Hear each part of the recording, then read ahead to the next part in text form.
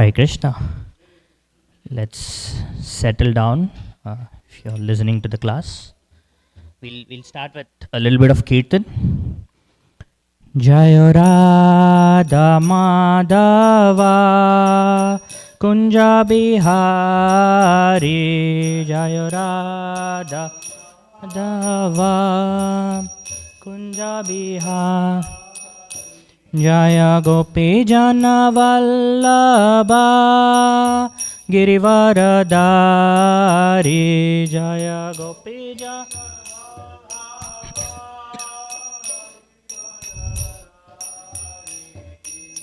Yashoda Nandana Braja Jana Ranjana.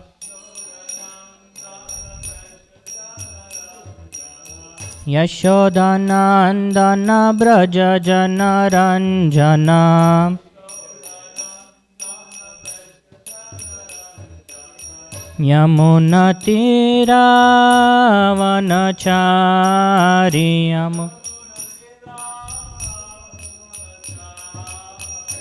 Jayo Radha Madhava Kunja Bihari. Jayo Radha Madhava Kunja Bihari. Jaya Gopi Jana Vallabha Girivaradari.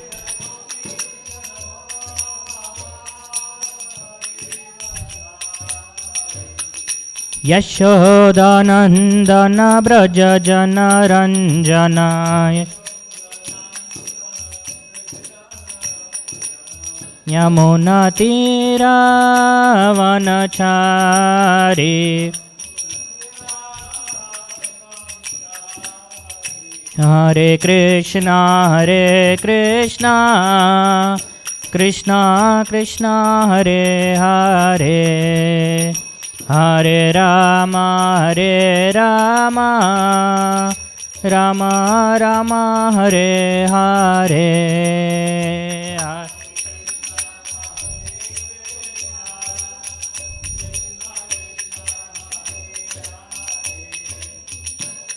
Hare Rama Rama Rama Hare Hare, Hare Krishna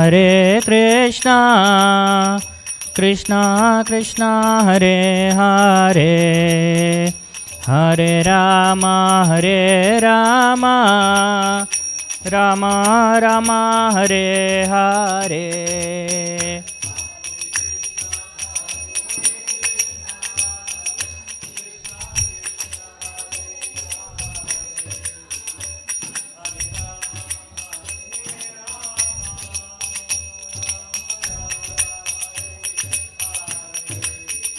Jayo Radha Kala Chanji Radha Kala Chanji Radhe.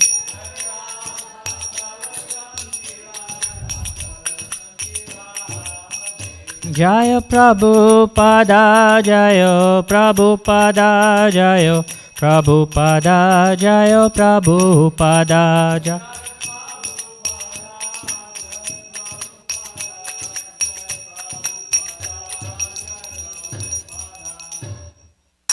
Harinam Sankirtan ki jai.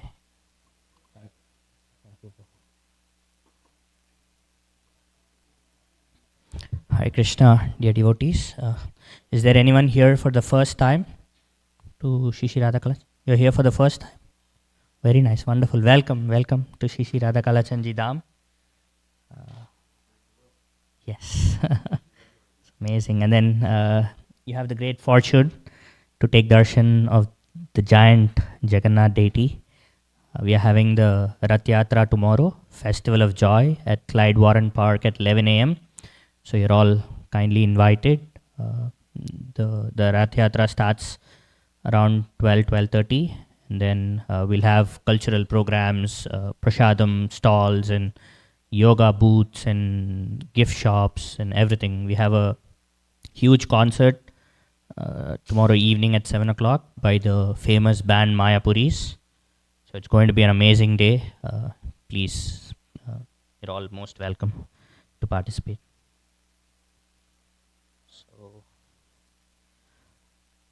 So today we are reading from chapter 12 of the Bhagavad Gita titled Devotional Service.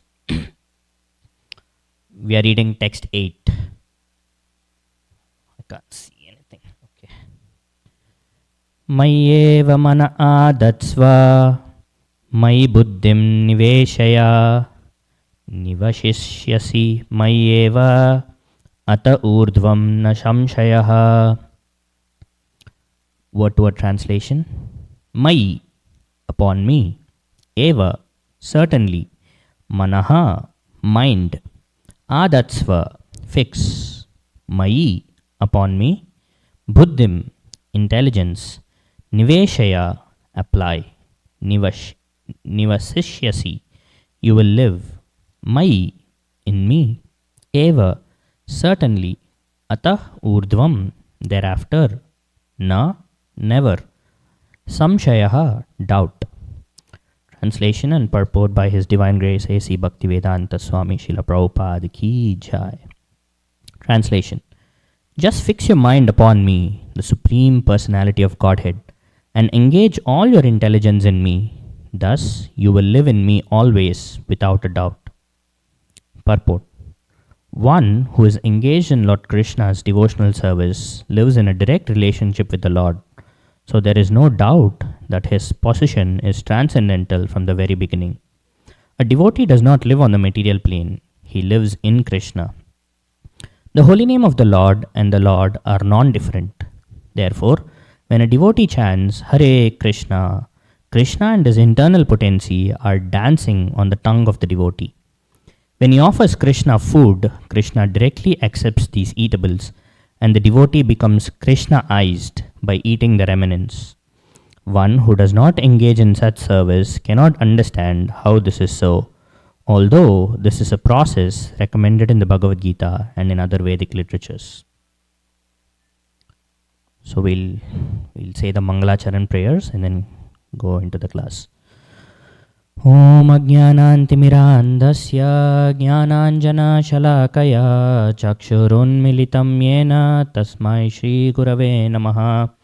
Shri Chaitanya Manobishtam Stapitam Yena Bhutale Swayam Rupa Kadamahyam Dadati Swapadantikam Vandeham Shri Guru Shri Yuta Padakamalam Shri Gurun Vaishnavamsha Shri Rupam Sagrajatam Sahagana Raghunatanvitam Tam Sajivam Sadvaitam Savadutam Parijana Sahitam Krishna Chaitanya Devam Shri Radha Krishna Padan Sahagana Lalita Shri Vishakhanvitamscha.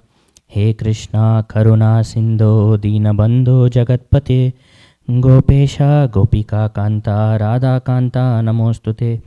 Taptakanchana Gaurangi Radhe Vrindavaneshwari Vrishabhanu Sute Devi Pranamami Haripriye. Vancha kalpatarubhyascha kripa sindubhya evacha patitanam pavanebhyo vaishnavebhyo namo namaha. Jai Shri Krishna Chaitanya Prabhu Nityananda Shri Advaita Gadadhara Shrivasadi Gaura Bhakta Vrinda. Hare Krishna Krishna Krishna Hare Hare Hare Rama Rama Rama Hare Hare. Nama Om Vishnupadhaya Krishna Preshtaya Bhutale Srimate Bhaktivedanta Swaminiti Namine. Namaste Saraswati Deve Gauravani Pracharine Nirvisesha Shunyavadi Paschatya Deshatarine. Om Namo Bhagavate Vasudevaya. Om Namo Bhagavate Vasudevaya. Om Namo Bhagavate Vasudevaya.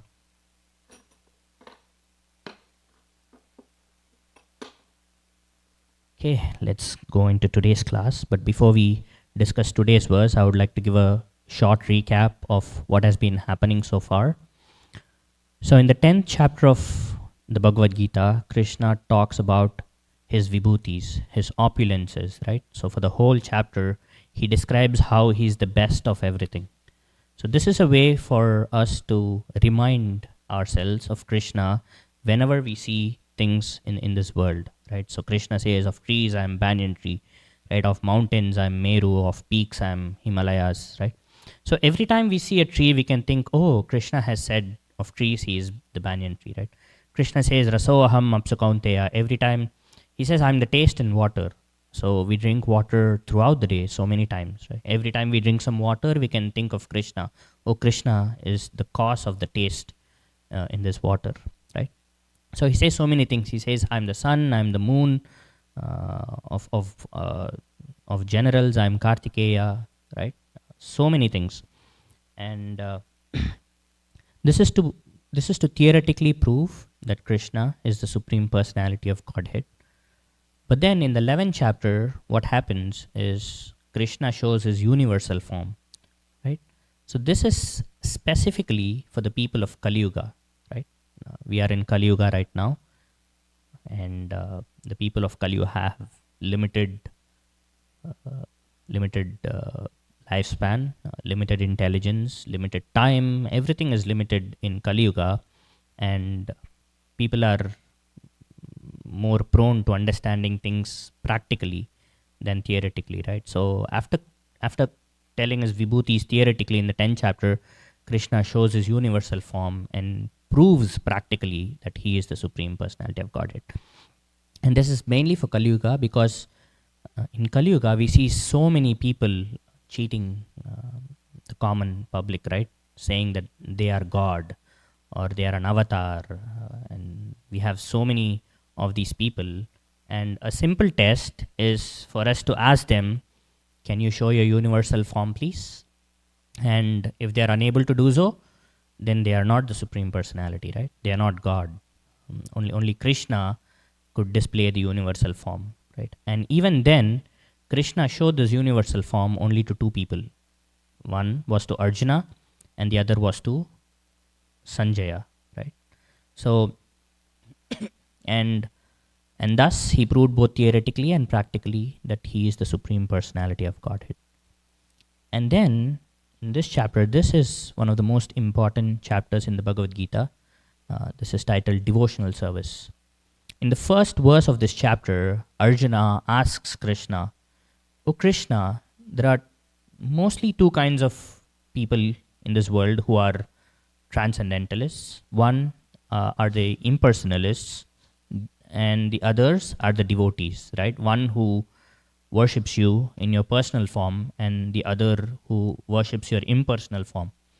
And then Arjuna asks Krishna, of these two, who is the best, right? And then Krishna says in the second verse, of these two devotees, of these two kinds of transcendentalists, the devotee who worships my personal form is the best, O Arjuna, right? And then in the next verse, he says how difficult it is to reach Krishna or to escape from this material world and go to the spiritual world, to get out of this samsara by being an impersonalist, right? He says it is possible. Even the impersonalists will reach me, but it's a very, very difficult journey, right? There are so many pitfalls if you're an impersonalist worshipping Krishna in his impersonal form, right? And then for the rest of the chapter, Krishna is going to describe practically what devotional service is, what a person who is going to worship the personal form of the Lord has to do to reach him, right? And this verse and the next verse, and this, especially this verse, Krishna is starting from the highest point. In this verse, he is describing the pure devotee, the ideal, right? And then in the next verse, he say, if you're not able to do this, then do this easier thing. And then in the verse after that, he says, if you're not even able to do that, then do this even more easier thing. And then the verse after that, he says, if you're not able to do the previous three things, do this. This is the easiest thing. Anybody can do this, right?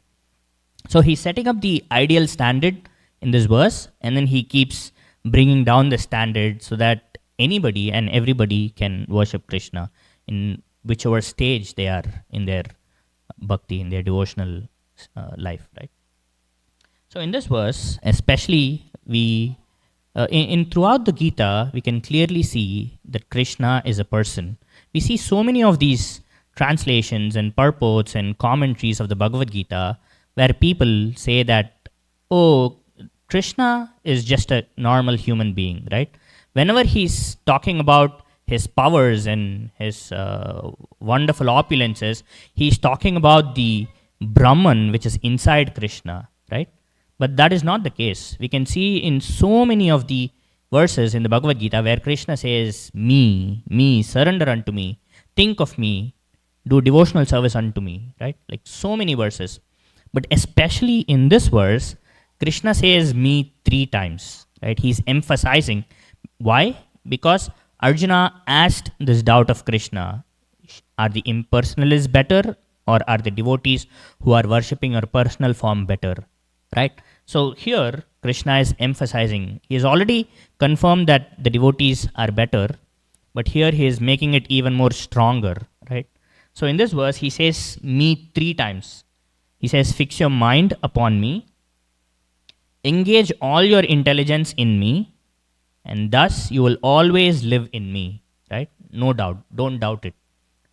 He's not saying this last thing without a doubt for Arjuna, because Arjuna is already a pure devotee. He's saying this for all the people of Kali Yuga who are always doubtful, right? We always have these lingering doubt in our mind about everything, right? About Krishna, the Supreme Personality of Godhead, about our friends, our relations, our co-workers. We always have this lingering doubt. Okay, are they being true, right?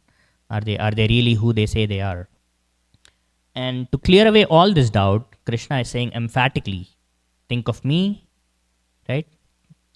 Engage your intelligence in me, and you will always live in me. Me, 3 times, without a doubt. Right?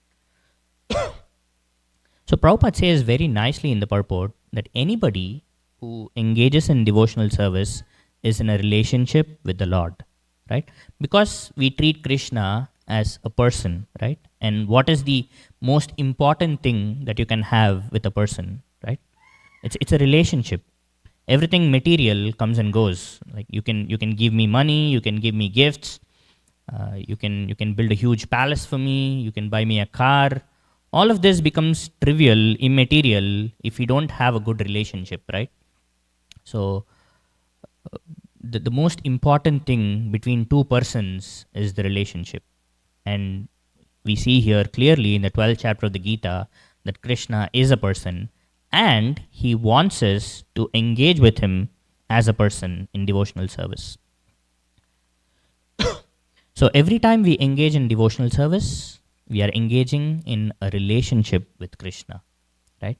And then further in the purport, Prabhupada writes, every time we are chanting, Krishna dances on our tongue, right? Because for us who are trapped in this material body, everything is relative, right?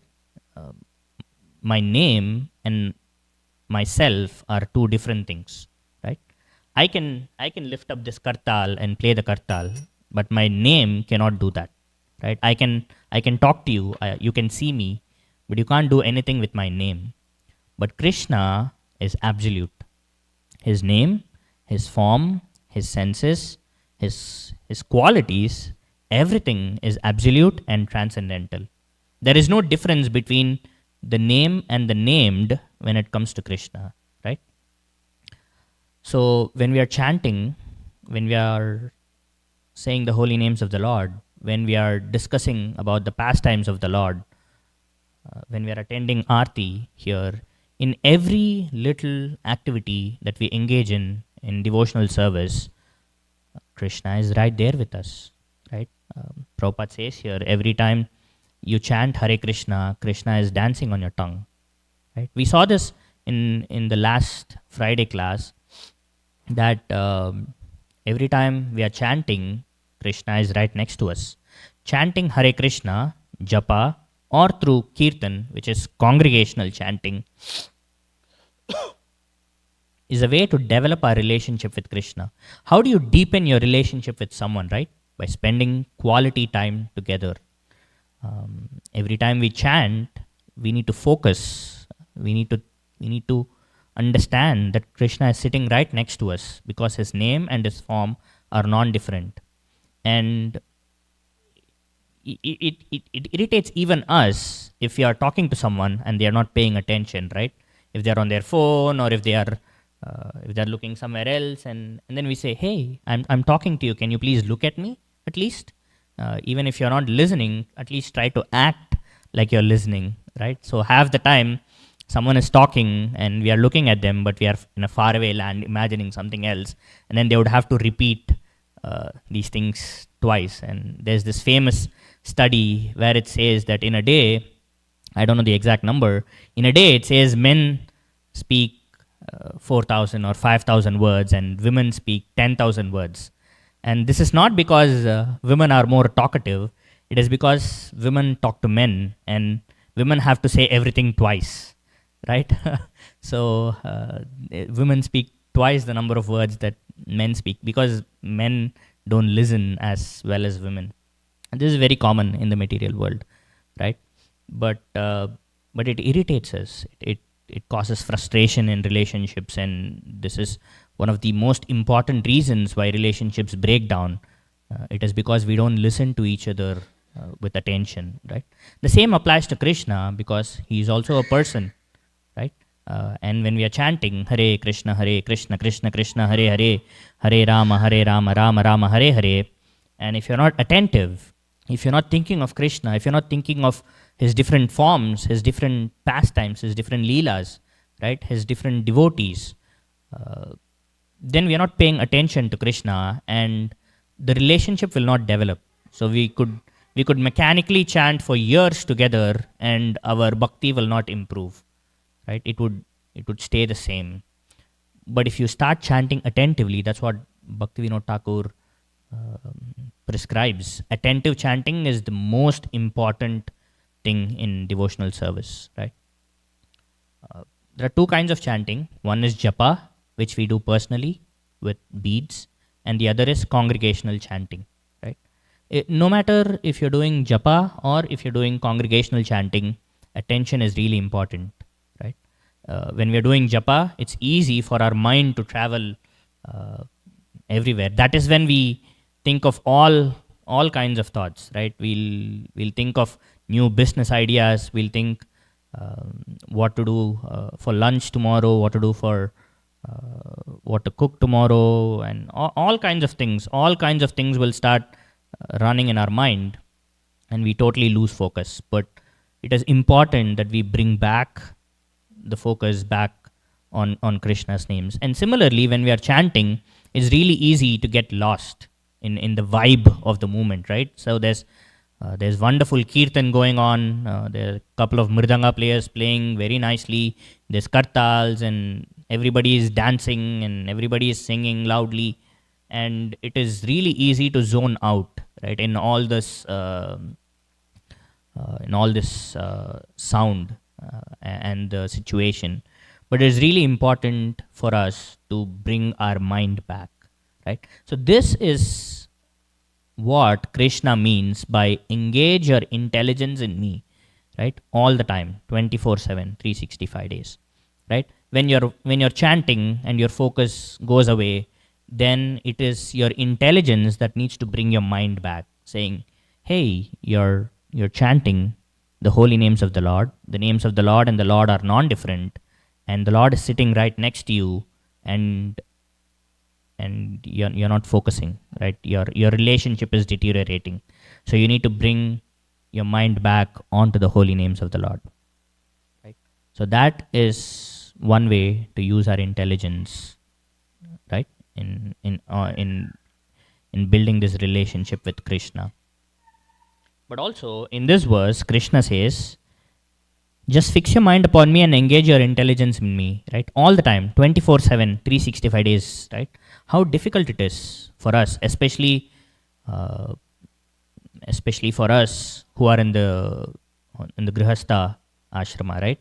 So we have a day job, and then we have to take care of kids, we have to take care of our family, and in all this day-to-day drudgery and going about our life, it is very difficult for us to think of Krishna all the time, right? But that is the ideal standard that Krishna is setting. think of me, fix your mind in me intelligently 24/7, right? But how do we reach this ideal standard? Right? This is the ideal standard. So this is called spontaneous devotion to Krishna, right? It's called Raganuga Bhakti, where you're always thinking of Krishna automatically without having to put in any effort, right? But that is the stage here, and we are all right here, right? So how do we progress to this ultimate ideal of thinking of Krishna constantly without having to think about it, right? So in order to get from here to here, we have a process called Vaidhi Bhakti, right? Or Sadhana Bhakti, or practicing devotional service, right? So that is simple but not easy. The process is very simple, right? It's just one goal. Think of Krishna all the time. It's not rocket science, right? But the implementation is difficult. But that is why Krishna is advising us. The Bhagavad Gita is a manual on how to live our lives, right? So Krishna is giving us all these routes and practical advices on how to do it. We just need to study the Gita and try to implement small steps every day in our life, and it becomes easy, right? The difficult task becomes easy by the mercy of Krishna. Like we said, just reading the 10th chapter of the Gita gives us so many opportunities to think of Krishna every day, right? As I said before, every time you drink some water, you think of Krishna, right? Every time you see a tree, you think of Krishna. Every time you see an ocean, you can think of Krishna, right? Every time you see a small kid, you can think of Krishna's childhood pastimes, right? Every time you see a car, you can think of a chariot, right? A car is an advanced version of a chariot, and then immediately you can think, oh, Krishna spoke the Bhagavad Gita standing on a chariot to Arjuna, right? When you come to the temple, it makes life so much easier. We can focus on the Archa Vigraha of Krishna and always think of him, right? As you see, the temple environment is made so that every time your focus gets diverted, it's easy to pull it back. If you look this way, you see a picture of Krishna. If you look that way, you see a picture of Krishna, right? If you see there, you see Garuda, a wonderful devotee of Krishna. When the curtains open, you will see the deities of Krishna. You will see the pujari doing arti, right? So it's easy to focus your attention on the arti items that if dhoop is being shown, you can see the dhoop and how the pujari is showing the dhoop to Krishna, right? And the most easiest thing to do is prasadam, right? We have to eat food at least 3 times a day. People who are doing some kinds of diets, intermittent fasting, keto, this, that, they might eat once or twice a day. But no matter what, we all have to eat every day, right? And one of the easiest ways to engage in bhakti is to offer whatever we eat before eating to Krishna, right? Then it becomes prasadam. Prasadam means mercy, right? You are Krishnaizing the food, as Prabhupada says in the purport. You don't have to do much, right? You cook the food in wonderful consciousness, and then you offer it to Krishna with a little bit of tulsi, and then just pray, Krishna, please accept this offering and give me your mercy, right? It becomes so easy. The whole process is very, very simple, right? But implementing that also becomes simple if we read the Bhagavad Gita, right? And try to follow the instructions that Krishna is giving us. So this is the intelligence that Krishna is talking about. The highest intelligence is spontaneous love. Like immediately after we wake up, we would want to chant the holy names of the Lord, like out of love for Krishna. Immediately we would want to go to the temple and take darshan of the deities. We would want to do kirtan. We would want to make prasadam for the Lord, right? We would want to offer it and eat it. So these are all spontaneous. There's no effort behind these, right? There's no effort in terms of putting the effort, right? There's no blockage in thinking, I might think, I would have to chant 16 rounds today, right? So it takes 2 hours. And in my mind, it might be, oh, it's 2 hours of effort. How am I going to do it? I need to plan out my day for it. I need to chant. I need to get up early, chant my rounds. If I'm not able to chant up early in the day, then it's my work day, and then I would have to take care of my kids, and then so much time is lost, and then I would have to stay up late to finish my rounds. Or if I would have to offer everything to Krishna, there's so many things that you can't offer. You can't offer meat, onion, garlic, all these things you cannot offer to Krishna. So there's this inherent effort in it, right? You would have to cook at home and offer it. Or we have this wonderful restaurant, Kalachanji's, where everything is offered to Krishna and you can have prasadam. But these are very few and far in between, right? There are not a lot of restaurants like this. So there's a lot of effort involved until you reach this stage of spontaneous love for Krishna, where there is no effort in engaging in bhakti. But until we reach that stage, we have to engage in sadhana bhakti, where every stage we would have to use our intelligence to decide to do the right thing or to not do the right thing in terms of bhakti, right? Every time our focus goes away, there's two ways for us to act. Either let our mind go wherever it goes and not focus on our chanting, or use our intelligence to bring it back. Every time we are eating food, we have the opportunity to either cook nice bhoga, offer it to Krishna and eat prasadam, or eat outside or non-offered food, right? So many things. Every time we would want to come to the temple, there are two choices. Do we have to, if it's a long drive away, do we have to get ready, get in the car, drive all the way to the temple, or do we just stay home and watch any movie on streaming, right? So we have all these choices that are presented to us every single day, multiple times, right? And it is inherent, it is incumbent upon us to use our intelligence to guide our mind to engage in Krishna's bhakti, right? But pure devotees who have already reached this stage, for them it comes so naturally, right? Because they've already crossed all this stage of practice, right? Practice makes perfect, right? So every time you're drinking water, if you start thinking of Krishna, if you start thinking of the Rasoham Apsu Kaunteya verse, that Krishna is the taste in water, then slowly you're training your mind to keep thinking of Krishna. So after a certain point, every time you drink water, for the first few times, you would have to do it intentionally. And then after a few times, it would automatically come. Your mind is a wonderful machine, your brain. It would automatically prompt you. Every time you drink some water, you would think, this water is so tasty. Where is this taste coming from? This taste is coming from Krishna. Wonderful. We have thought of Krishna at that moment, right? Every time we are offering food, it becomes a habit, right? You have to make this a habit in Vaidhi Bhakti, where you are engaging in these different kinds of devotional services. Chanting, focus kirtan, thinking of Krishna every time possible. But for pure devotees who have already reached this ideal stage, it comes so naturally. They don't have to think or plan out how they would do devotional service. They wouldn't think, I would have to complete 16 rounds today. No, they would be eager.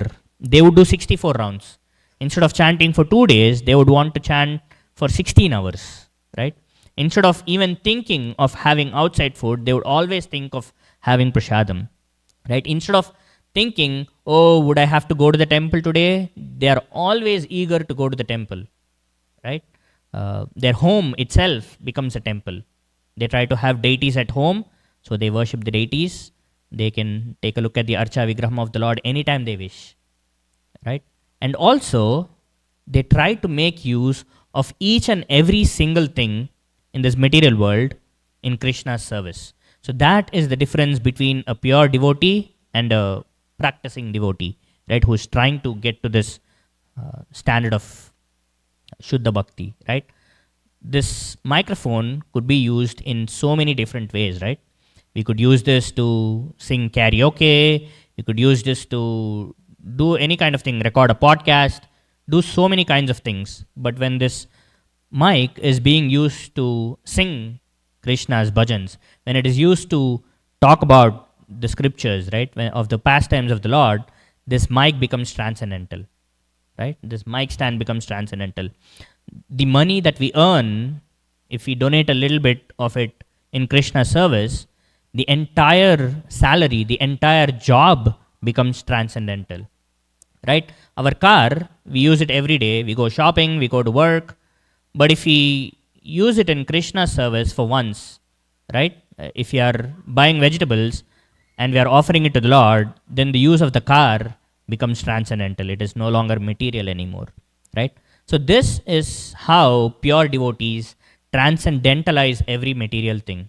They don't even have to think about it, right? They would constantly be in this contemplation of how to make use of material things in Krishna's service, right? That is the difference between a sadhana bhakta and a pure devotee. So that is the ideal we should aim to reach by slowly engaging in intentional practice of devotional service, right? Krishna has given us so many opportunities. Shravanam, listening to Krishna's pastimes, discussing with devotees, hearing from advanced devotees. Shravanam, Kirtanam, chanting Krishna's names in japa or kirtan. Or Kirtanam means talking about Krishna to anyone. Like you see your friend, and instead of talking about today's news or gossip or what happened locally, we could say, hey, did you know Krishna showed his universal form to Arjuna in the 11th chapter? Then that becomes Kirtanam, right? Talking about Krishna. And then Smaranam, always remembering Krishna in whatever way we could. So these three things can take us so far, right? Shravanam, hearing about Krishna; Kirtanam, chanting or talking about Krishna; and then Smaranam, always thinking of Krishna, and then our life becomes wonderful. Our material life becomes transcendental, right? And that is the purpose of human birth. The purpose of human birth is to get out of the cycle of janma, mrityu, jara, vyadi, birth, death, disease, old age. You think that we are doing this for the first time, right? That we have taken this human birth and we are going through all these motions, going to school, college, work. But we have done this millions and millions of times in millions and millions of births, right? We have taken so many births in so many different life forms. We have been Bill Gates, we have been doctors, we have been lawyers, we have been Sachin Tendulkars, we have been all these things, we have been celebrities, we have been the richest person on this world, we have been kings, we have been emperors, we have been beggars, we have been dogs, cats, fish, right? We have been through all these life forms so many, many, many times. But the purpose of this human life is to get out of the cycle of birth, death, disease, and old age. And we are also fortunate that somehow or other Krishna has made us come into contact with someone who has guided us a little bit to come in contact with the Bhagavad Gita, right? To come in contact with Krishna, to come in contact with devotees. And we should make maximum use of this opportunity, of this human birth and of this chance encounter with a devotee or with the scriptures, right? We should grab hold of it with both our hands and try to climb out of this existence of misery in this material world, right? Krishna says in the Bhagavad Gita, this world is ashashvatam dukhalayam, right? This world is temporary. Everything is temporary and it is filled with misery, right?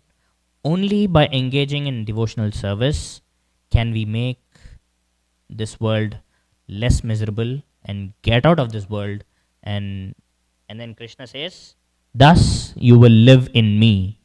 You will live in me means Krishna is saying you will come to my abode, Goloka Vrindavan, the many, many Vaikunthas, the many Ayodhyas, right? Puris, so many transcendental worlds are out there, right? Where Krishna is present personally, and we could have an eternal, blissful relationship with Him instead of suffering in this material world, in the samsara of birth, death, disease, and old age.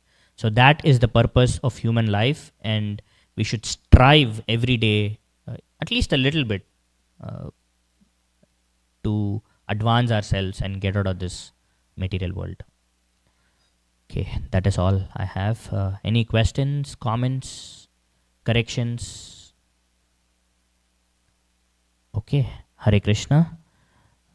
Srila Prabhupada ki jai. Bhagavad Gita as it is ki jai. Samaveta Bhaktivinoda ki jai.